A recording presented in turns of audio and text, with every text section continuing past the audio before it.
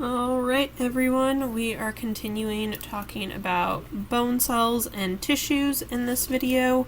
So we touched a little bit on this last week when we covered just our general tissues chapter, but we're going to go into a bit more detail now on bone tissue specifically. So if you remember from last week, bone tissue is very, very solid. There are not a ton of cells in the bone tissue, and we have this matrix of collagen fibers and a lot of salt crystals, these inorganic salt crystals called hydroxyapatite, which is what's solidifying all of this tissue and making it that solid connective tissue to give us strength and support for our body. And so this matrix of collagen fibers is going to provide kind of a framework for all of these solid particles to adhere to, the hydroxyapatite, which is a combination of calcium phosphate and calcium carbonate. There's also some other inorganic salts in there that involve magnesium and fluoride and stuff like that, but the main two components are calcium phosphate and calcium carbonate. And so we just have that kind of basic framework on which to build all of our solid structures. And it's that hydroxyapatite that ultimately gives bones their hardness and strength, whereas the collagen fibers are still there, providing that framework to build off on, but also helps give bones a little bit of flexibility so that they're not super, super brittle, because without that flexibility, then bones would be incredibly brittle. So if you think about like an ice cube or a piece of glass or something, if you drop it, glass especially, it's usually going to shatter because it has no flexibility to it. And so our bones are kind of the same idea. If we didn't have that flexibility from collagen fibers, then they would be very, very fragile and very, very easily breakable.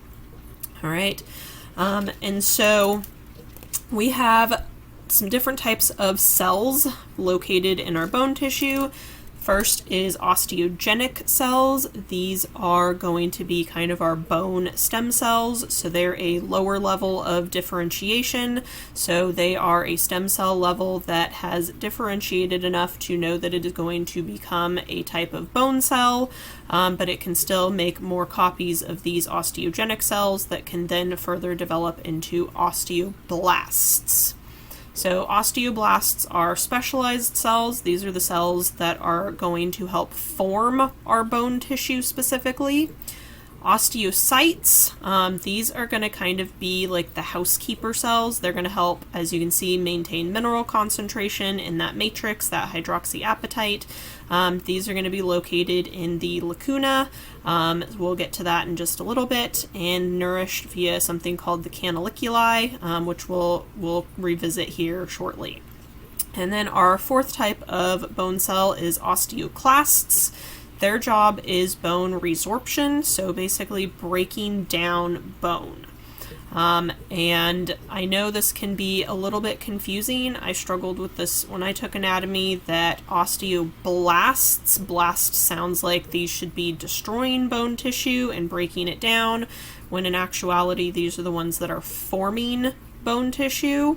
And then osteoclasts are the ones that are resorbing bone and breaking it down as needed before it gets rebuilt. So be careful to not mix those two up. I know that the breaking those words down can get a little confusing, but in this particular case, blast may sound like destruction, but it is actually building bone tissue.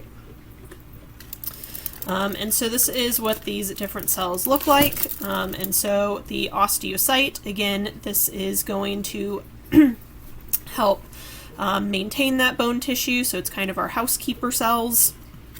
The osteoblasts are forming the bone matrix. So as you can see, these are pretty well developed cells. Osteogenic cells, these are our stem cells for bone tissue. And then osteoclasts, their structure is quite a bit different, as you can see here, because their job is to come through and start breaking down bone tissue.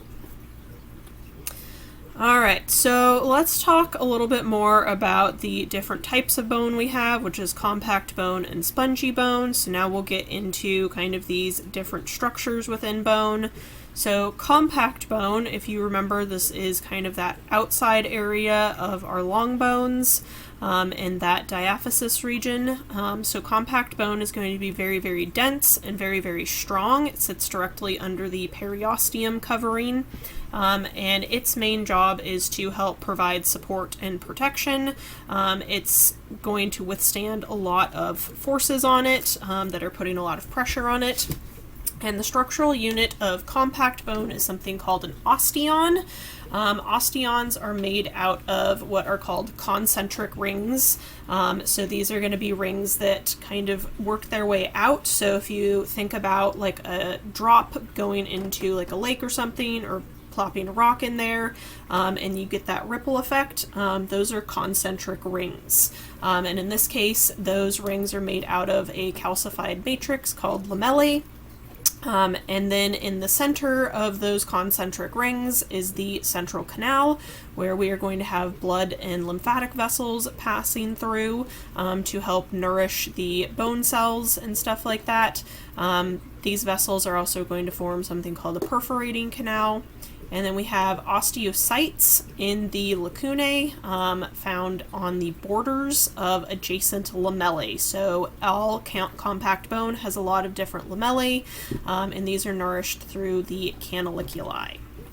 And so let's actually look at a visual depiction of all of these different structures. And so what we have highlighted right here, these are the lamellae. So you can see that concentric circles in here, just kind of like that ripple effect that I mentioned. So these are actually going to kind of travel, the fibers in them can travel in opposite directions to help give some support and strength and a little bit of flexibility to these. So that is an osteon made out of those concentric lamellae. You can see the blood vessels, lymphatic vessel in green, and then even nerves coming through these central canals here. So again, we want to be able to nourish all of the bone cells that are located in this particular tissue. We need to still give those cells plenty of nutrients and oxygen and remove waste products and stuff. And so that is those osteons and stuff. And then you can see that periosteum layer all the way out here on the outside. And then as we start moving towards the central part of the bone or the ends of the bone, then we start seeing that spongy bone tissue pop up, which we'll talk about in a little bit. All right, but this layer right here, again, kind of surrounding the spongy bone tissue and medullary cavity, is our compact bone specifically. All right, so all of these central canals, also sometimes called the canaliculi, are giving that nutrient supply and stuff to all of these cells that are working here within those osteons. So this is a histology slide. So this is a slice of actual real bone tissue. So it looks pretty similar to the diagram that we just saw in the previous slide. So we can see our osteons in here. The concentric lamellae aren't as distinct here, but you can still see where those rings are going to be located. All of these little dark specks in there are the osteocytes, our housekeeper cells, and then we have that central canal where all of those vessels and nerves are coming through to help supply all of our bone cells. So another view of those osteons. So all around the outside of that, we see those osteoblasts that are going to be adding in new bone tissue. And this is how we get these concentric lamellae. Those circles is because those osteoblasts are going to keep laying down layer after layer of bone tissue, and it's going to kind of keep building out slowly over time. Osteoclasts can kind of be located anywhere within here, and they'll break down bone tissue as needed. Sometimes there's a little bit of damage that needs to be taken care of. Sometimes they're just older cells that need to be taken care of. And so those osteoclasts kind of travel anywhere within here that they need to be. And then within those circles are the osteocytes, those housekeeper cells that are going to maintain all of this tissue in here that's been laid down by the osteoblasts. All right.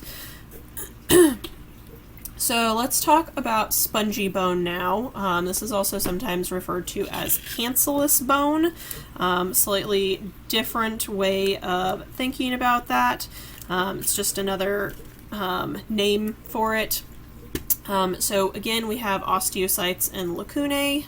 In this case, instead of having them arranged in those concentric circles, these are arranged in a more lattice-like network of matrix spikes called trabeculae. And these are going to form along lines of stress, so where we are putting a lot of extra pressure on that bone so that they can help provide additional strength to that particular bone. And because this is not totally solid, it helps make our bones a little bit more lightweight rather than them being super dense, which would make them incredibly heavy. All right, so spongy bone we find mostly at the ends of long bones and then in between the layers of compact bone when we're looking at those flat bones. But you can see that this is very spongy-like. So if you've ever seen a sponge, this is kind of what it looks like versus that compact bone that was very smooth and even. And so we just kind of have this network of these different fibers that are designed to help go ahead and provide additional strength to that particular area of bone tissue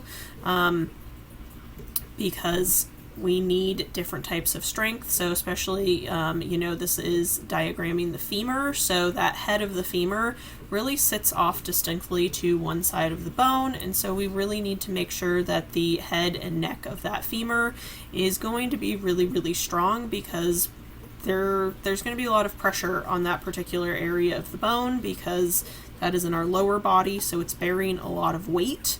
Which means we really need that extra strength in that particular bone tissue. All right, so these spikes in here are the trabeculae. They are each wrapped in a layer of something called the endosteum, represented right here. So this is going to encapsulate those trabeculae. They again seem like they're a random network, but again they're forming along stress lines to help provide additional strength to that bone. So each person is going to have a slightly different pattern of these trabeculae in their bones. And so they are again helping to balance out that dense and heavy compact bone, making them a little bit lighter so that it's easier for us to move.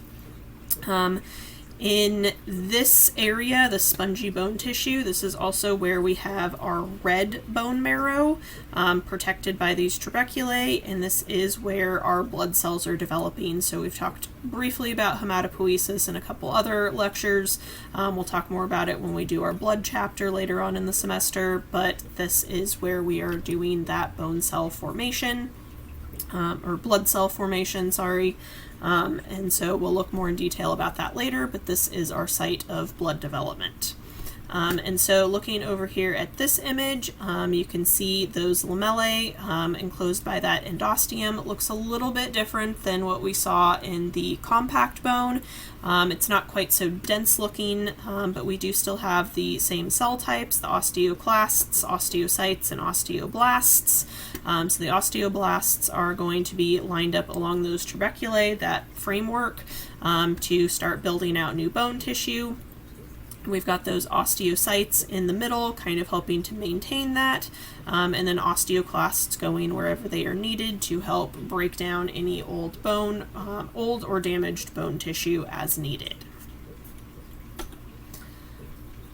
All right, so blood and nerve supply to bones. We are going to continue this in the next lecture.